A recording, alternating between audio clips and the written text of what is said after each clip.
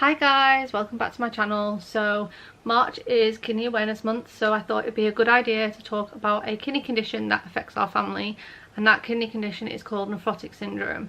Nephrotic syndrome is an autoimmune condition that basically affects the kidneys and can cause damage to them, and it basically affects the filtering system in the kidneys.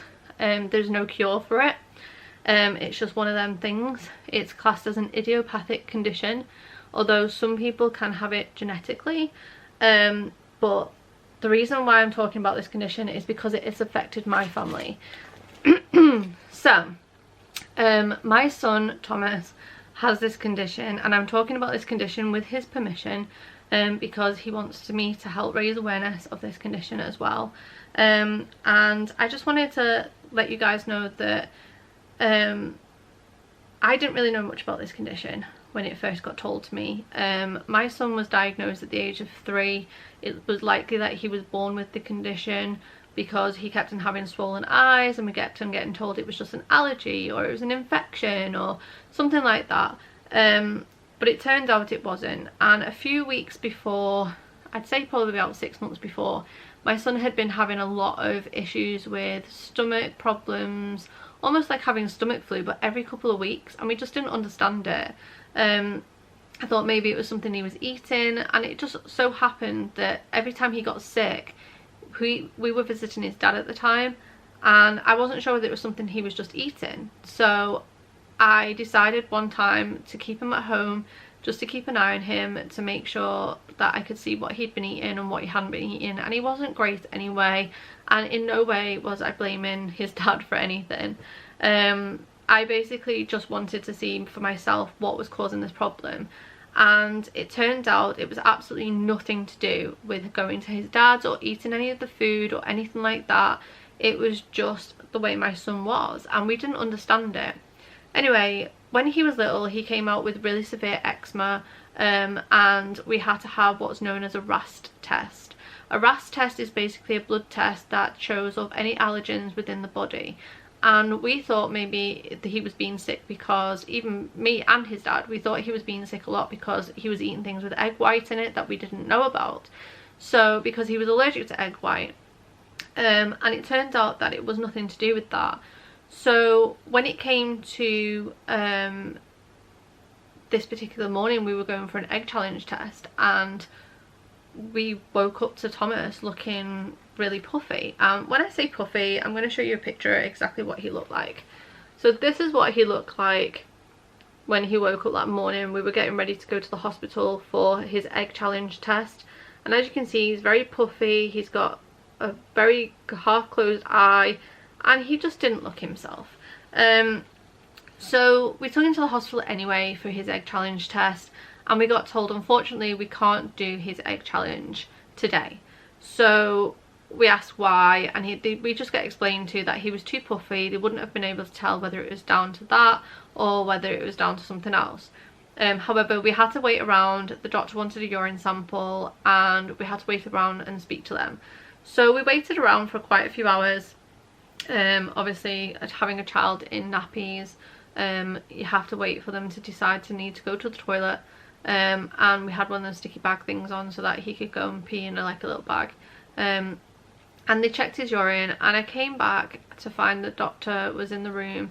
I hadn't left my son unattended, he was with his uncle, and I basically got told, we think your son has nephrotic syndrome. And I said, what's that? Because I'd never heard of it, and it was really something bizarre. Like, what is this? So I basically got told that it was a condition that affected the kidneys, and they would get me some information on it. However, for now, I could take him home, and we'd go home on what was known at the time by called hospital at home. And I was basically to check his urine every single morning using dipsticks. These ones, to be precise, not exactly these ones, but these type of dipsticks, and I was checking his protein level every single day.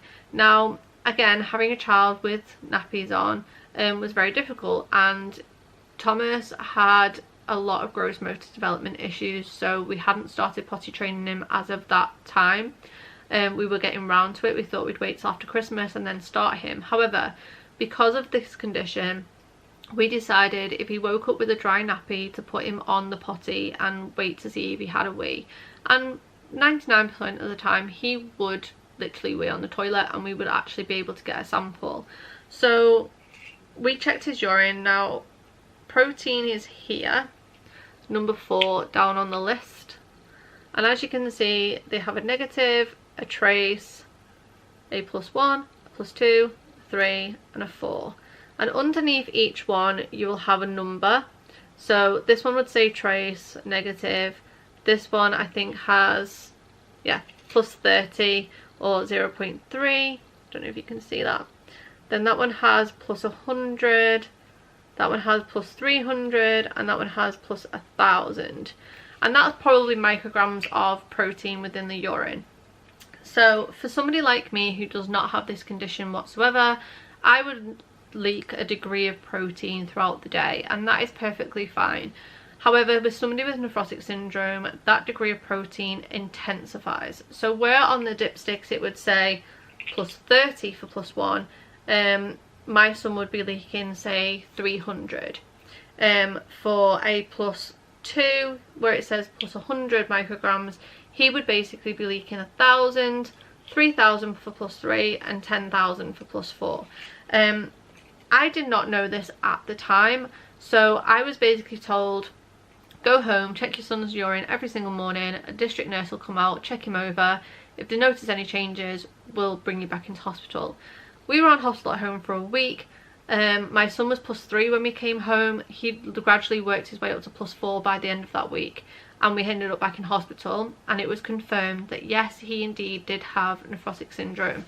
Nephrotic syndrome doesn't just affect the kidney's protein level of exit, it also keeps on top of albumin and creatinine. So if you're in a nephrotic syndrome relapse, because as I said there is no cure, so there's only relapses and remissions, so if you're in a relapse then your albumin level should fall and your creatinine level would rise, and that would indicate also, because your protein levels rising, that you're in a relapse. So my son's blood levels came back to say that his albumin had dropped and his creatinine had risen and his protein levels were quite high, and so forth. They treated him.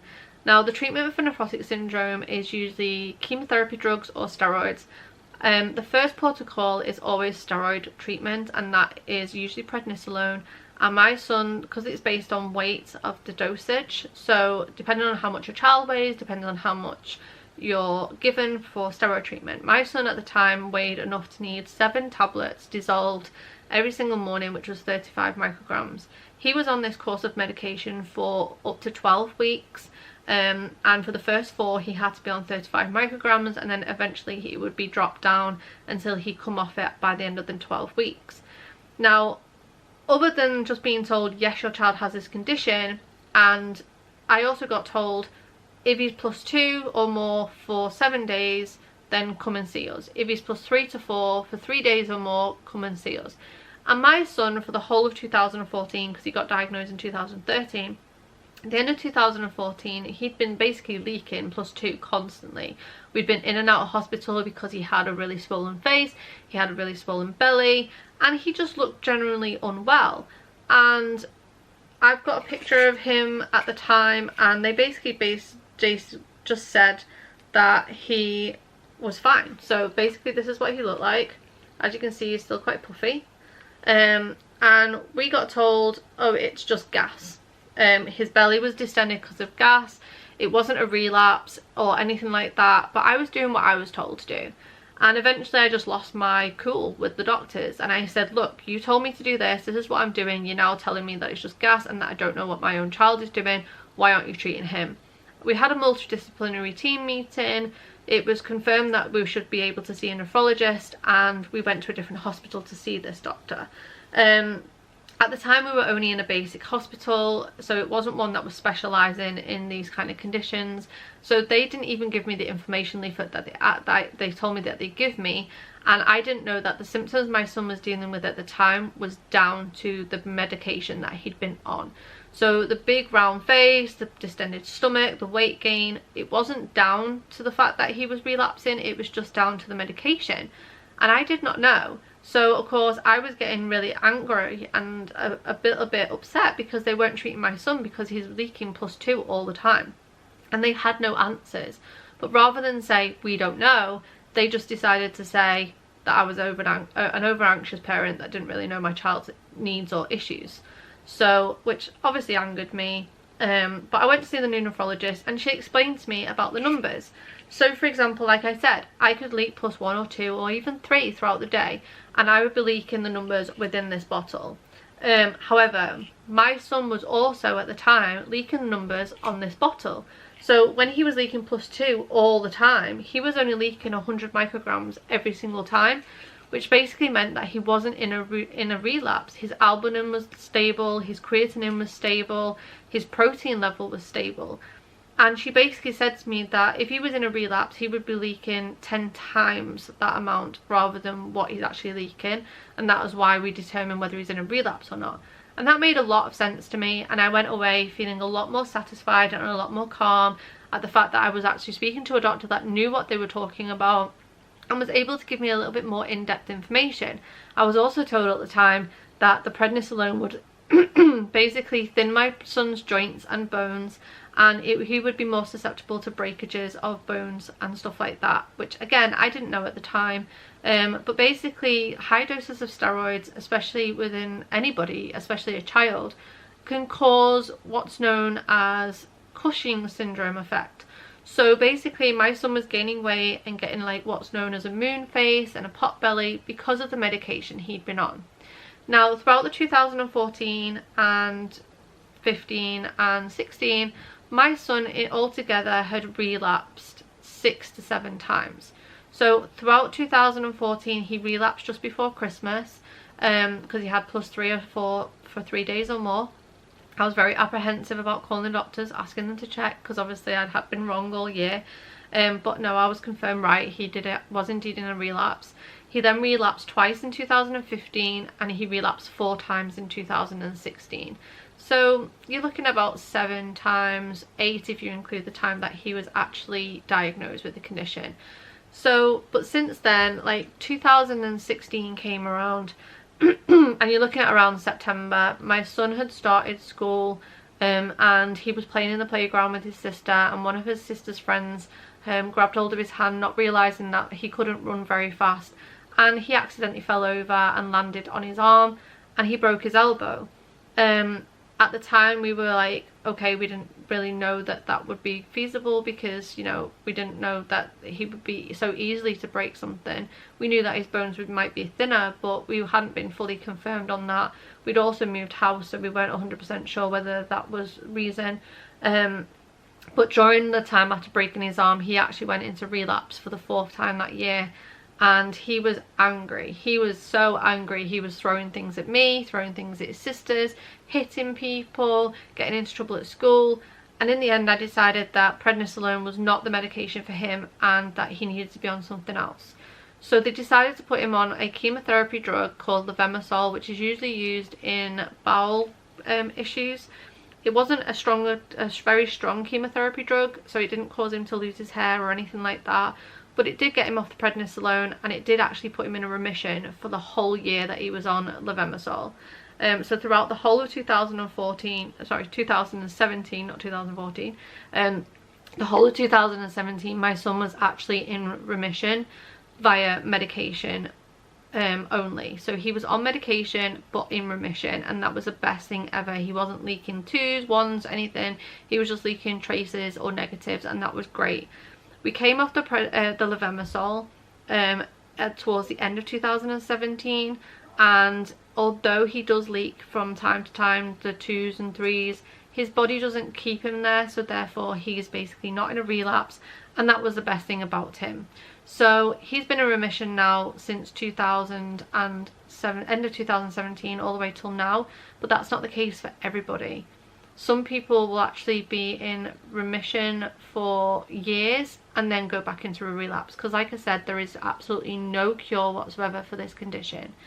So that's a little bit of our overview about how we've dealt with nephrotic syndrome. The last few things I wanted to talk about was basically a few organisations that have been very helpful to us over the years, and a couple of them are from a different country, and then we have one from the UK. So we have the Nephrotic Syndrome Trust over here that basically is not government funded. They rely solely on donations and fundraising, and in order to try and find a cure and to find some medications that would be helpful with this condition. I will link their details below so you can learn more. There's also the NEPHROTICSYndrome.org, which is an American association, which is basically like the Nephrotic Syndrome Trust. There is it's a charity from abroad that basically also helps to try and find a condition for to try and find a cure for this condition and medications and stuff. And then there's the Nephrotic Syndrome Foundation. The Nephrotic Syndrome Foundation is a family just like my family, who have basically been affected by nephrotic syndrome themselves, and they decided, again, they're not government funded, they rely solely on donations and fundraising, and they basically decided to give hope to children. So they basically designed these bags. This is a bag of hope. Inside this bag of hope they give you a water bottle with obviously the details on the side. They give you a water bottle, so this can contain hot or cold water. They give you some wristbands in order to promote the company and also promote the education of nephrotic syndrome. They give you some hand sanitizer. They give you a notebook and a pen so that you can write down any information that doctors tell you, or your child can write down how they're feeling, which is also very good. They give you a pack of information about the condition itself, and there's also a few pieces of paper in here that your children can actually colour on, and they give you a list of places that you can actually go and look at to get some more information. And for every bag that they give out a special note just to your child. So this one was my son's. They also include the siblings as well, so your siblings of your child will not go unnoticed. So for my children, I have two other girls, one of them received one of these pogs for the back of their phone, and they were using that, so this one's mine, and they also received some nail varnish. My other daughter received like a plush squishy toy with some lip balm so that they didn't feel left out. They also give them some headphones. This was for my son, some headphones so that he can listen to his Kindle or whatever in hospital if he gets admitted. They gave a nice fluffy blanket, which is lovely, and they also give some activity packs. So for my son, they gave him some colouring pencils, they gave him some toothbrush heads, they gave him a flying fling shot, they gave him an activity colouring book, and they gave him a make your own solar system.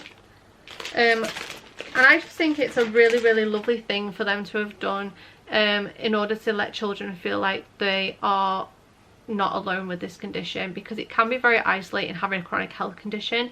I know that personally from myself and my own experiences, but for a child it's really hard to come to terms with, because they always feel different, and they can get into a depression and they can just feel really isolated.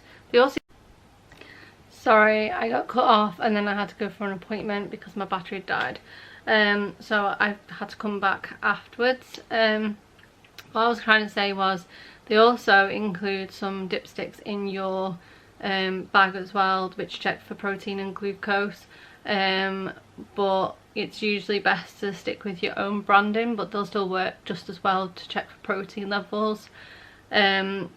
Apologies about the tube in my nose, this is a pH monitor, I'll explain this on another video. But yeah, if you've liked this video, please give it a like and a subscribe. And if you've got any questions whatsoever about nephrotic syndrome or anything else, then you can either message me below, or you can hop over to my Instagram and DM me any messages or questions that you might want to know the answers to. Obviously I will be linking below all the links to the Nephrotic Syndrome Foundation and the Nephrotic Syndrome Trust and NEPHROTICSYndrome.org, so that you can learn more information about how they work. Thank you to the Nephrotic Syndrome Foundation for the bag of hope, which I'm sure that if you've got a child that's suffering, you'd be very thankful to receive that. And They do an amazing job for children that deal with nephrotic syndrome, and as I said, they don't leave the siblings out. So yeah, hop over to their website. I think they are Pacific Eastern Time or Pacific Time, I don't really know, but I know that they do some like family get-togethers, and they do some get-togethers with volunteers and stuff like that. So it's always good to join in on one of them. Unfortunately, because I'm in the UK, I can't, because it'd be like 2 o'clock in the morning or something here when they're doing the dinners and stuff. So but please check them out, please donate as well, because every little bit of donation helps towards getting a cure or finding some more answers with regards to this condition, because as I said before, it is not curable. Even a transplant is not curable for this condition, so it's just a treatment. But yeah, I hope you've enjoyed this video. Like I said, please like and subscribe if you have, and I'll speak to you all again soon. Bye.